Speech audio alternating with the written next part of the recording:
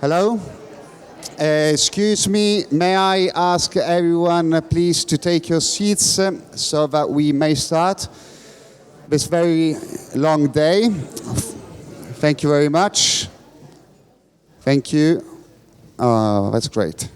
Let's just wait for the last ones to find their seat and we may start. So my name is Lupo Lanzara, and I'm the Deputy Chairman of Accademia Costume e Moda, and I would like to welcome you all to this 2 days of, I'd say, exchange and growth and research and analysis, because I think it's very, very important to understand the value of heritage, and I'll tell you why in a few moments. Before starting, I would like also to take the chance to thank Barbara Trebic and Adrian Roberts for organizing all of this.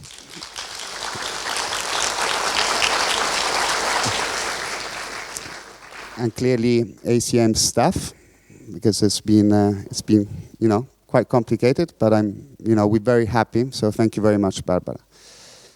We would also I'd also like to give you the salutes of the Vice Mayor of Rome, Luca Bergamo, who unfortunately could not be here. Maybe he'll come in a while to surprise us.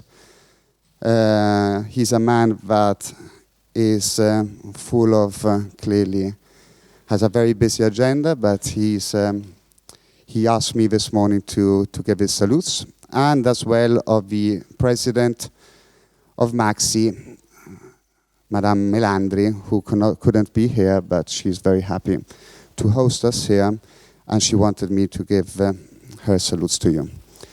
So, I'm going to take a moment just to give you an understanding of what Accademia is, because many of you do not know this institution, and because I think it incarnates the true value of yesterday's heritage, looking at tomorrow's future. Accademia Costume e Moda was founded by a great woman. So if we are here, all of us, in Rome, clearly, not here in this world, but here in Rome today, it's because of Rosanna Pistolese, who was a costume historian, a fashion historian. And she was a person of vision. She was a person that combined fashion and costume, I'd say contemporaneity and heritage or tradition, within the same curriculum. And this made an educational path something unique in the global education market. And I think this is important, because what we did 10 years ago when we joined this school as a third generation, we actually had a rough diamond which we started to polish, nothing more. We started to polish it looking at the world and looking at contemporaneity, looking at the opportunities that were there. And it wasn't easy, because clearly we were operating in a very competitive world. So we needed to find identity. We needed to be unique. Not better, no worse, just unique, different. And we did this through understanding our heritage, through analyzing the last 50 years of the school history, through going, I remember we started going through the pictures, looking at our grandmothers, me and my brother, my grandmother's work, and seeing how much she cared about exchanging experiences with the students, how much she found education to be ethical, not a business, but a mission. She had a vision. The reason why 10 years ago I wanted to join Accademia was because I felt an emotion when my grandmother passed away. I wasn't forced by the family. Actually, I had to fight my way in. except for the president, my mother, who's here and who I thank very much.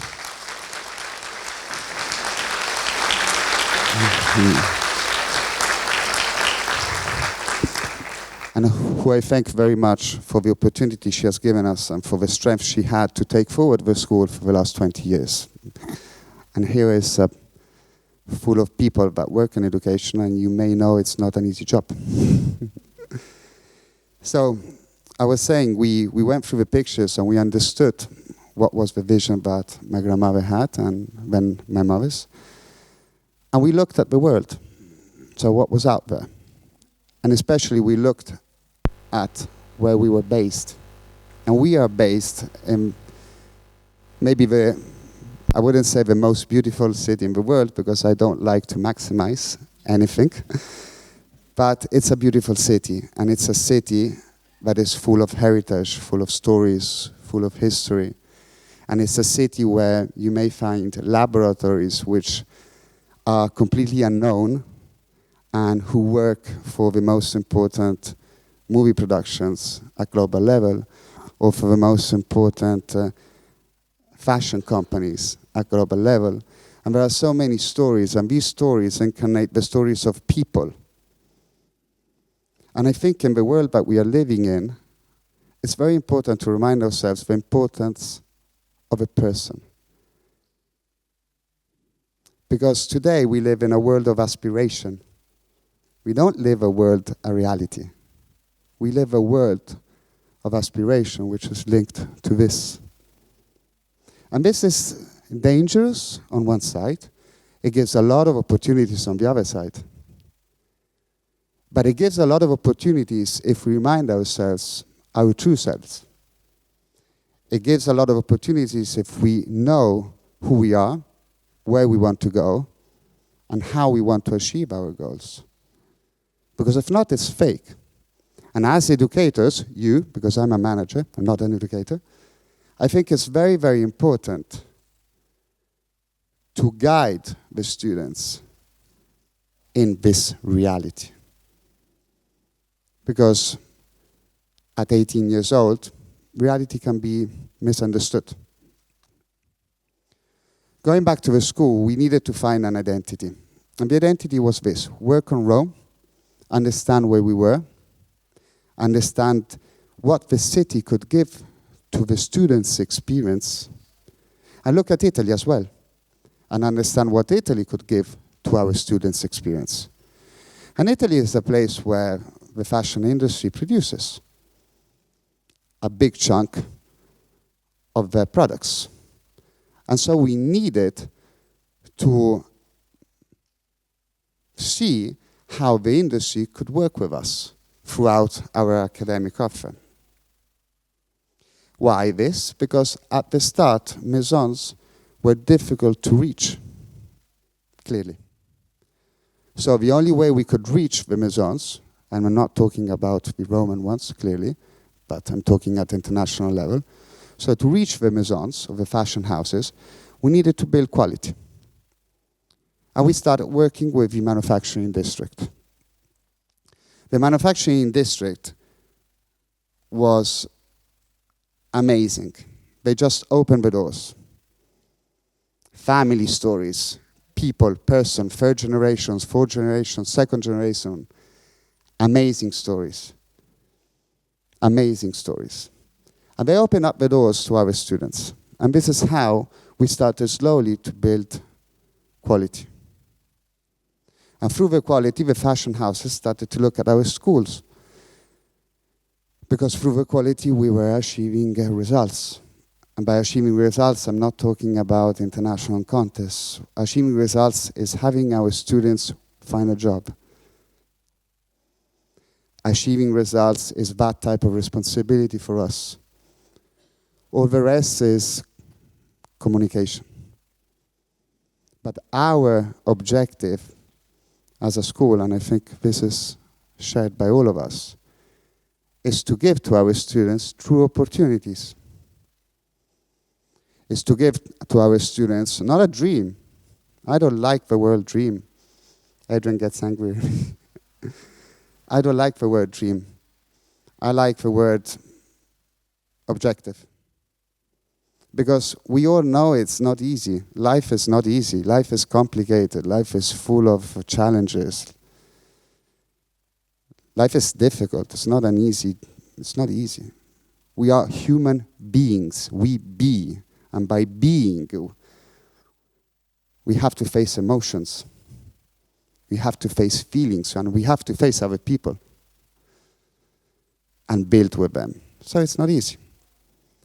And this is what we try to teach to our students. And we can do this because we have heritage.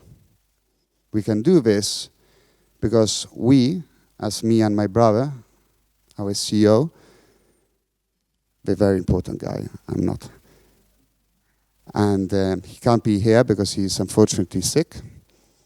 So me and my brother, are trying to build on that platform. We are not inventing anything, and I'd like to repeat myself. We didn't invent anything. What we are doing is working on heritage, analyzing the world, and trying to find the right solutions for the right people at the right time. That's it. There are no other aspects that we are working on except this. And clearly, we are working on our students and on their lives, trying to put them at the center of what we do, and having them understand the same challenges that we face as management and the same challenges as the faculty faces, as sharing with them their experiences, their knowledge, their competences. Even competences is not an easy job to share competences. How do you teach competence? How do you share your experience with the students? You have to open up. Because if not, they will not entrust. If they don't entrust, there's a limit. What you tell them is not going to arrive. They're just going to go like this, especially in our world today. Because of what we were saying before, aspiration. They want everything right now. They want this. Because they can have it. They really can have it. But if you want to build a long-term value, we have to talk to them. And the only way I find I can talk to them, not teaching them, but just talking to them, because that's not my job, teaching them, is by opening up, letting them in. Not teaching, but sitting and discussing. And I think that today is particularly important to do this. Especially if we have that history that we can share with them. And by heritage, yes, heritage is archives, heritage is tradition, heritage is history, but heritage is also a personal experience, in my opinion, very humbly. Because we all have our experiences. We are who we are because of what we have lived and of the choices we have made throughout our lives up to this very just moment. And that is true. We have free will, we can make choices. And this is power. It is power. Because we are free if we really want to. We are free to listen. We are free to speak. We are free to fight. We are free to love. We are even free to be loved. And I think this is particularly important when talking about heritage and talking about tomorrow's future. Because if we don't live today, it's impossible to live tomorrow. Impossible. Because we cannot plan ahead. We have to stay right here, right now. We can't go too much ahead. We can have a vision, we can have an objective. But we reach that objective step by step. We don't reach that objective by jumping steps. Or maybe we may, but it's not going to have long-term value, and that's fact. And I think that as educators, we have to look at our industry for long-term value, because we have a responsibility to shape the future of the fashion industry through our students, clearly. Not us, through our students. We provide a service. We provide experiences.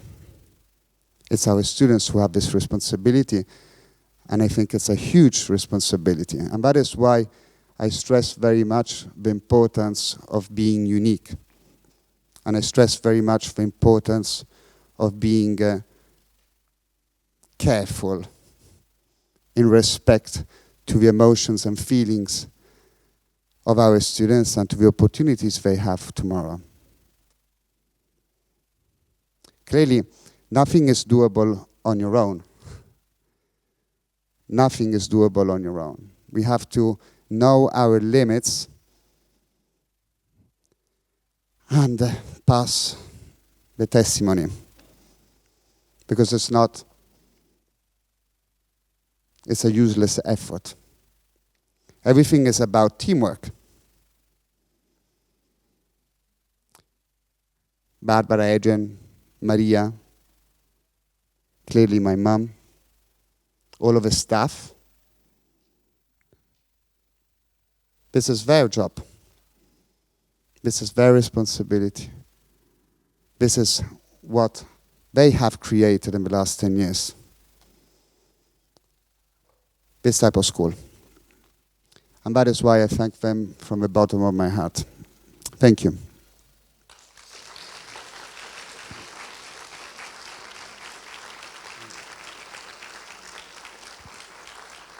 I'm going to give the word now to Ian King and Barbara Trebic and Adrian Roberts in order to introduce to you these two words, 2 days.